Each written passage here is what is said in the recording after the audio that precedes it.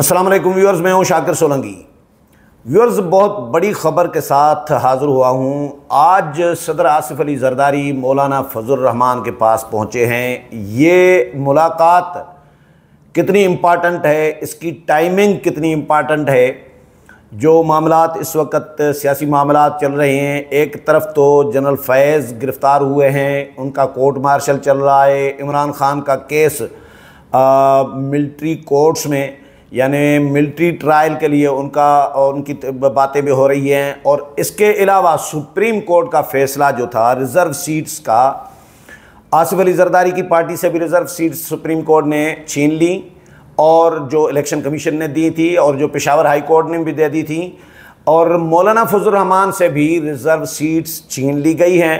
और फिर हालिया दिनों जो मौलाना फजलुर रहमान सुप्रीम कोर्ट में पेश हुए, चीफ जस्टिस के साथ जो है मुलाकात भी की मौलाना और बाकी उलमा ने भी, उस पर भी सोशल मीडिया जो यूथिया नेटवर्क है, जो फैज़ हमीद और इमरान ख़ान का जॉइंट वेंचर का जो नेटवर्क है, उसकी तरफ से बहुत सारी प्रोपेगेंडा की गई कि जी मौलाना फजलुर रहमान से रिक्वेस्ट की है चैम्बर में चीफ जस्टिस ने कि मेरी एक्सटेंशन के लिए या नई कानून साजी में आप हमारी मदद करें या हुकूमत की मदद करें। मतलब ये इस तरह की जजेस के हवाले से ये पता नहीं क्या क्या थ्योरीज चल रही हैं। ये सारा प्रोपेगेंडा है। सच्ची बात यह है कि ये सारा प्रोपेगेंडा है और यूथिया कभी भी ज़िंदगी में मैंने किसी यूथिया को सच लिखते या बोलते नहीं देखा या सुना।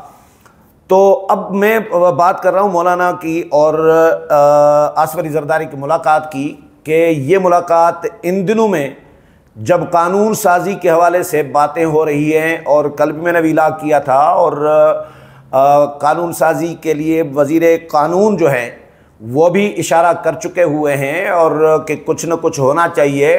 और जजेस की तैनाती का तरीक़ेकार तब्दील करने के हवाले से आइनी तरमीम की बात हो रही है। जजेस की अपॉइंटमेंट के साथ फिर जजेस को हटाने का तरीक़ेकार तय करने के लिए भी आइनी तरमीम की बात हो रही है। और 2/3 मेजॉरिटी है भी हुकूमत के पास, नहीं भी है।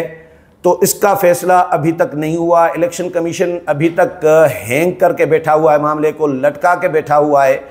तो इन हालात में, और फिर अभी मैं आज शाम को जब आसिफ अली जरदारी मौलाना फजलुर रहमान के घर पर बैठे हुए थे, तो मैंने मौलाना के घर पर फ़ोन किया। मुझे नहीं पता था कि आसिफ अली जरदारी आए हुए हैं।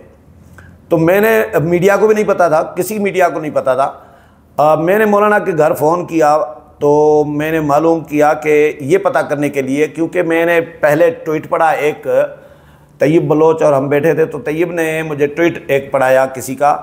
उसने लिखा है कि जी जमीयत उलमाए इस्लाम नई कानून साजी जो सुप्रीम कोर्ट के हवाले से या जजेस के हवाले से, जो इमरान प्रोजेक्ट के जजेस हैं, जो आइन और कानून से मावरा फ़ैसले दे रहे हैं, आइन और कानून को मुअत्तल करके, मुअत्तल किए बगैर, मुअत्तल करना चाहिए, उसके बगैर तो नहीं दिया जा सकता। ये दो मुअज़्ज़ज़ जजेस लिख चुके हैं, जस्टिस अमीनुद्दीन ख़ान और जस्टिस नईम अख्तर अफ़गान, ये लिख चुके हैं कि भाई ये जो कंप्लीट जस्टिस किया गया है पीटीआई को, जो सीटें छीन के सियासी जमातों से दे दी गई, ये तो आइन के फ़लाँ आर्टिकल्स, फ़लाँ शिक्कें मुअत्तल किए बगैर दी ही नहीं जा सकती। तो इन्होंने वो मुअत्तल भी नहीं की और ऐसे ही हवा में फायर कर दिया और उनको दे दी। तो ये जब रिज़र्व सीट्स का फ़ैसला, फिर इलेक्शन कमीशन भी, उसके बाद कानून साजी आ गई, इलेक्शन एक्ट में तरमीम कर दी हुकूमत ने। अब उसूली तौर पर तो, कानूनी तौर पर तो, उसूली तौर पर, कानूनी तौर पर, आइनी तौर पर ये रिज़र्व सीट्स इलेक्शन कमीशन को अभी तक वापस JUI, नून लीग, पीपल्स पार्टी और MQM और जिन जमातों को दी गई थी उनको मिलनी चाहिए थी। अब तक दे देनी चाहिए थी इलेक्शन कमीशन को, लेकिन इलेक्शन कमीशन सुप्रीम कोर्ट के फ़ैसले का भी शायद इंतज़ार कर रहा है, पता नहीं क्या किस चीज़ का वेट कर रहा है। तो इलेक्शन कमीशन ने भी मामला लटकाया हुआ है। इलेक्शन कमीशन खुद एक तरफ कानून है, दूसरे तरफ सुप्रीम कोर्ट का फ़ैसला है, अक्सरियत का, 8 जजेस का, इमरान प्रोजेक्ट के जजेस का। कल अब्दुल कयूम सिद्दीकी को मैंने अपने टीवी टॉक शो में बुलाया था, तो सुप्रीम कोर्ट के बड़े सीनियर मायनात सहाफ़ी हैं, उनसे मैंने ये पूछा था, सवाल किया था कि एक तरफ अगर कानून हो, आइन हो, और दूसरी तरफ सुप्रीम कोर्ट के जजेस का फैसला हो, तो इलेक्शन कमीशन किस पे अमल दरामद करे। तो अब्दुल कयूम सिद्दीकी का अपना एक लॉजिक था, तो उन्होंने कहा कि जी दोनों इम्पॉर्टेंट है, लेकिन मेरा ख्याल है जो तैयब बलोच फिर इनसे इख्तलाफ रख रही हैं, बहुत सारे दोस्त और भी वकला में भी इख्तलाफात होते हैं, जजेस में भी इख्तलाफात होते हैं, सियासतदानों में इख्तलाफात होते हैं, एक ही नुक्ते पर कानूनदानों में होते हैं। तो कुछ लोग कहते हैं कि भाई जब कानून बन गया तो उसके बाद सुप्रीम कोर्ट का फैसला गैर मुअस्सर हो जाता है। जब गैर मुअस्सर हो जाता है तो फिर इलेक्शन कमीशन को कानून पर अमल दरामद कर देना चाहिए था और रिजर्व सीट्स इन सियासी जमातों को वापस दे देनी चाहिए थी। वापस सीटें न मिलने की वजह से हुकूमत की जो 2/3 मेजॉरिटी थी वो ख़त्म हो चुकी है। अब 2/3 अक्सरियत जो है हुकूमत के पास नहीं है, तो कानून साजी तो सादा कानून जो होता है, आम कानून तरमीम करना या अपना इलेक्शन एक्ट में जो तरमीम की गई है कानून था, क्योंकि आइन में तरमीम नहीं थी, ये इलेक्शन एक्ट पहले बना हुआ है ना, उसमें तरमीम थी, तो ये सादा अक्सरियत से हो जाती है। ऐवान में मौजूद लोगों की, मेंबरान की अक्सरियत हिमायत करे तो वो कानून बन जाता है। ये तो बन गया, लेकिन आइन में तरमीम के लिए 2/3 मेजॉरिटी चाहिए होती है, जो इस वक्त बज़ाहिर हुकूमत के पास नहीं है। कानूनी तौर पर है, लेकिन इलेक्शन कमीशन के फैसले के तहत नहीं है। तो हुकूमत इस मामले में पीपल्स पार्टी और नून लीग की इत्तेहादियों की एक निशस्त हो चुकी है, दूसरी निशस्त होनी है।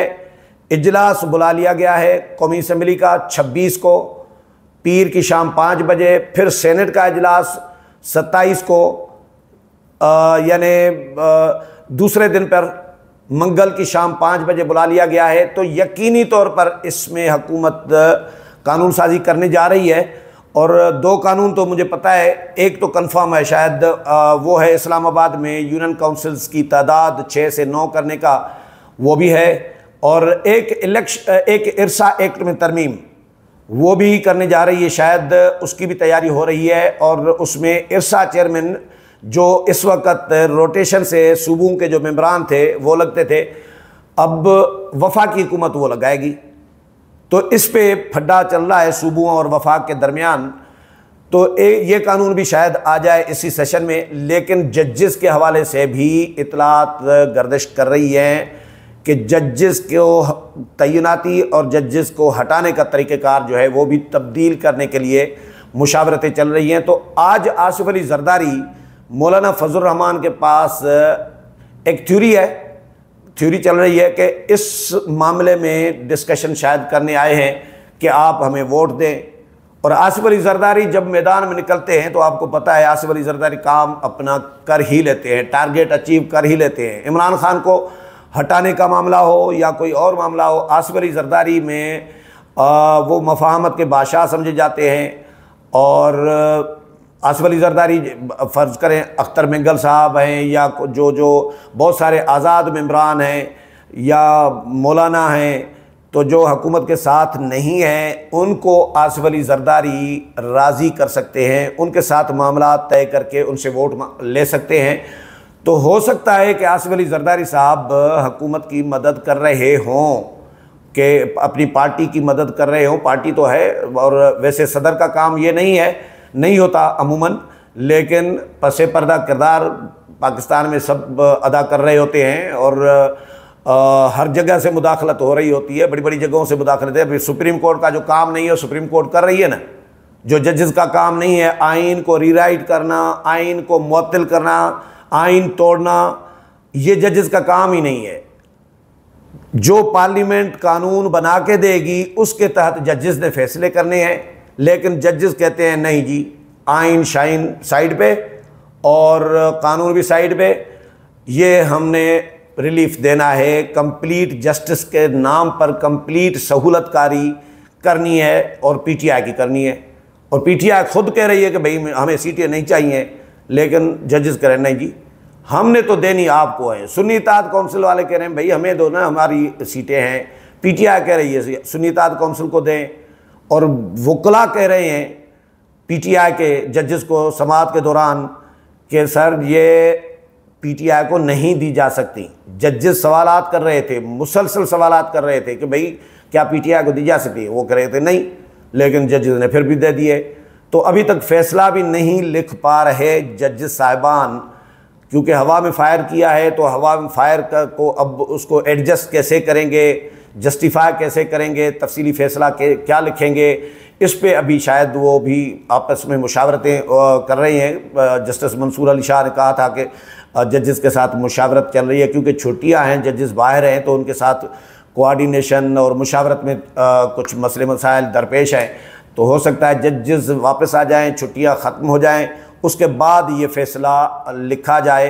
तो आसिफ अली जरदारी साहब बहरहाल मौलाना के साथ आज तफसीली तवील नशस्त की है। मोहसिन नकवी वज़ीर दाखिला जो है वो भी इस मुलाकात में मौजूद थे। मौलाना अब्दुल गफूर हैदरी मौजूद थे, मौलाना असद महमूद मौजूद थे, असलम गौरी साहब जो इत्तलात सेक्रेटरी हैं, जो तर्जुमान हैं JUI के, वो भी मौजूद थे। और मौलाना को आसिफ अली जरदारी ने बंदूक का तोहफ़ा भी पेश किया है आज इस मुलाकात के दौरान। तो ये ख़बरें जो चल रही थी कि भाई JUI हुकूमत को वोट दे सकती है, ये पहले से ही खबरें चल रही थी। मैंने फ़ोन भी मौलाना के घर इसी मकसद के लिए किया था कि क्या JUI हुकूमत को वोट देने जा रही है नई किसी कानून साजी में, जजेस के हवाले से या सुप्रीम कोर्ट के हवाले से, जजेस की तैनाती या रिज़र्व सीट्स, वो तो हो चुका है रिज़र्व सीट्स का। तो JUI की तरफ से मौलाना के घर से पता चला कि भाई ये तो बात का पूछना, अभी आपको ये बता रहे हैं कि जरदारी साहब मौलाना के पास बैठे हैं घर पे।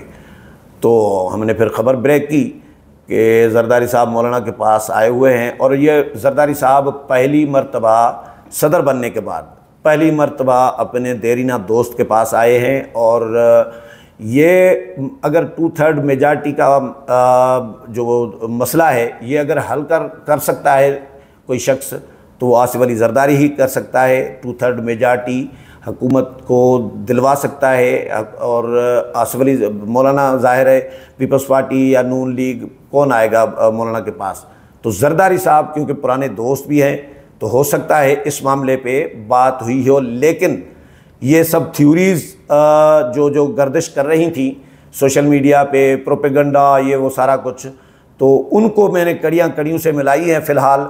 लेकिन अथेंटिक जो अंदर की खबर है वो मैं पूरी कोशिश करूँगा कि अगले वीलाग में आपको मौलाना और जरदारी साहब के मुलाकात का मकसद और अंदरूनी जो कहानी है वो आपके साथ ज़रूर शेयर करूँगा। अगले प्रोग्राम में फिर मुलाकात होगी, तब तक इजाज़त चाहता हूँ। अल्लाह हाफ़िज़।